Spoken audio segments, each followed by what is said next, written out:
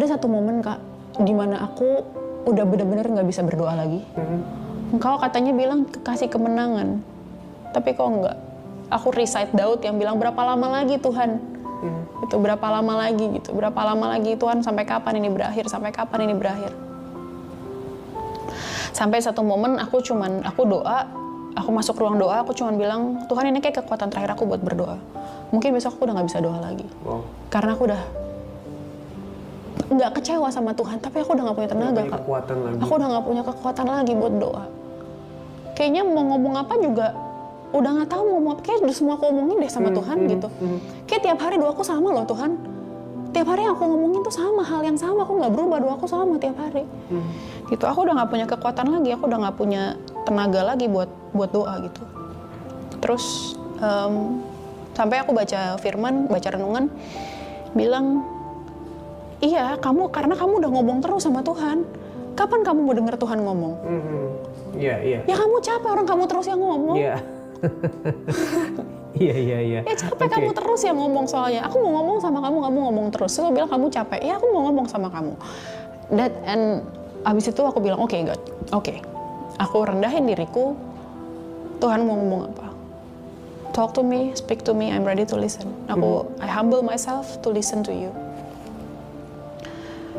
Dan ini satu pengalaman yang spiritual dan sangat personal buat aku Kak. Aku sampai catet di notes handphoneku karena aku nggak mau lupain momen ini. Aku tidur. Aku lagi mimpi. Aku lagi mimpi. Aku sama Pastor Gideon menuju satu tempat dengan kecepatan tinggi, dengan kenceng kita ngebut di jalan tol. Terus ada orang yang berusaha untuk nahan langkah kami gitu. Ada orang yang berusaha nahan langkah kami. Tapi kami ngebut di jalan tol, orang ini ngejar dari belakang. Di tengah-tengah mimpi itu, tiba-tiba jadi kami tuh tidur gini karena anakku yang gede tuh tidur sama papanya di kasur atas karena ranjang kami cukup tinggi. Aku sama anakku yang umur 2 tahun kita tidur di kasur bawah karena dia lasak banget. Kalau ini bisa ngeguling kemana-mana tahu. Jadi kita di kasur bawah. Tiba-tiba anakku yang udah umur 5,5 tahun ini yang tidurnya udah nggak lasak, tiba-tiba jatuh dari tempat tidur. Tempat tidurnya cukup tinggi, mungkin segini ada kali. Buk, jatuh jam 3 pagi. Jam 3 pagi itu jam-jam dimana Tuhan sering bangunin aku untuk doa. Gitu. Tiba-tiba anakku jatuh, dia nangis.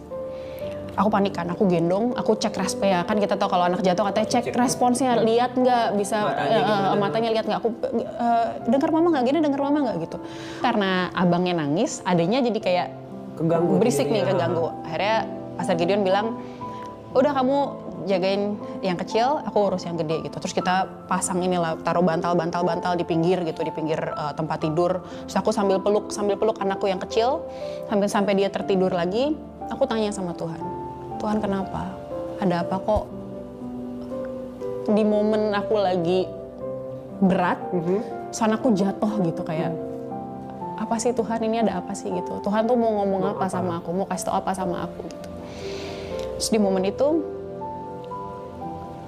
ini, mungkin banyak orang nggak percaya, tapi it's real Kak, it's very real. Aku denger Tuhan ngomong, mungkin bukan denger audible ya, kayak bukan denger yang ngomong gitu, enggak. Tapi ini jelas sangat nyata, sangat jelas. Tuhan bilang sama aku, Matius 7:11.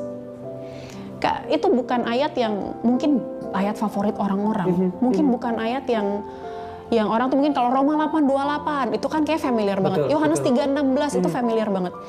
Tapi sangat jelas Tuhan bilang Matius 7:11. Aku buka handphoneku sambil aku peluk anakku yang kecil.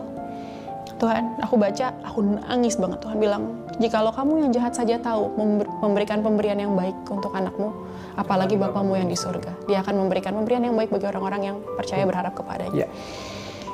Aku nggak ngerti tadinya, kok ayat ini ya? Tapi lagi-lagi begitu jelasnya Tuhan ngomong sama aku. Tuhan bilang gini, aku sengaja bikin anakmu jatuh agar kamu lihat bagaimana kamu merespon terhadap kesusahan anakmu.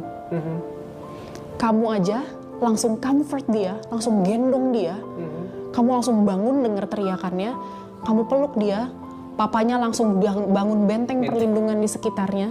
Anakmu yang kecil ngerasa nggak nyaman, kamu langsung peluk buat dia nyaman dan kembali dia rest. Apalagi aku. Iya. Wow. Wow. That was very beautiful. Iya. Indah banget, momen yang indah banget sama Tuhan gitu. Dan di situ aku benar-benar nangis sejadi-jadinya. Aku nggak bisa ngomong apa-apa selain bilang thank you, thank you, thank you, Tuhan. Thank you, thank you, and thank you. Nggak bisa aku ngomong yang lain, cuma bilang makasih Tuhan, makasih Tuhan. Dan ketika aku mulai bisa pull myself back together, aku bilang maaf ya Tuhan gitu. Kalau mungkin all my cries selama ini meragukan Tuhan sebenarnya. Mungkin selama ini tangisanku tuh kayak Tuhan tuh tolong nggak sih? Tuhan tuh denger nggak sih? Gitu. Kayak mungkin kayak murid-murid ketika badai di kapal di Danau Galilea gitu. Yang ya, murid-murid Yesus tidur, murid-murid bilang, tidakkah engkau peduli? Kok tidur sih? Lo nggak peduli ya? Nih kita nih mau mati loh, ini badainya gede banget loh. Lo nggak peduli ya gitu. Saya cuma bisa bilang sorry God, sorry, maafin aku kalau mungkin aku meragukan Tuhan gitu. Dan magical Kak. Kalau mungkin bisa dibilang secara familiar, it was very magical gitu. Kayak Tuhan sengaja bikin anakku jatuh supaya aku sendiri melihat, aku Amanda melihat bagaimana Amanda merespon sama anaknya. Kamu aja segitunya sama anakmu. Bilang kamu yang jahat aja tahu memberikan pemberian yang baik kepada anakmu. Apalagi aku sama kamu. True. Ya. Dan Justru malahan kadang lewatin momen yang berat gitu ya dalam hidup. Justru itu momen dimana Tuhan lagi-lagi memperkenalkan dirinya sama kita. Lagi-lagi memperkenalkan dan kayak, hey, it's me, halo gitu. Ya. Ya memang mungkin ya caranya pasti nggak gampang. Caranya nggak mudah. Mungkin caranya lewat masalah. Tapi justru lewat masalah, Tuhan nyatain mujizatnya. Gimana Tuhan nyatain mujizat kalau nggak ada sesuatu hal yang keren yang bisa dia lakuin kan? Menurut aku it's not mujizat gitu. Ya udah gitu aja. Tapi mujizat yang besar sekali. Ketika kita ngalamin masalah yang kayaknya udah nggak ada yang bisa tolong. Iya. Tapi entah gimana tiba-tiba diintervensi aja di tengah jalan. Iya. Dan itu salah satu yang tadi kita omongin di awal ya, mengerti identitas kita di dalam Dia. Kalau kita ngerti bahwa kita ini sudah diangkat menjadi anak-anaknya. Ya.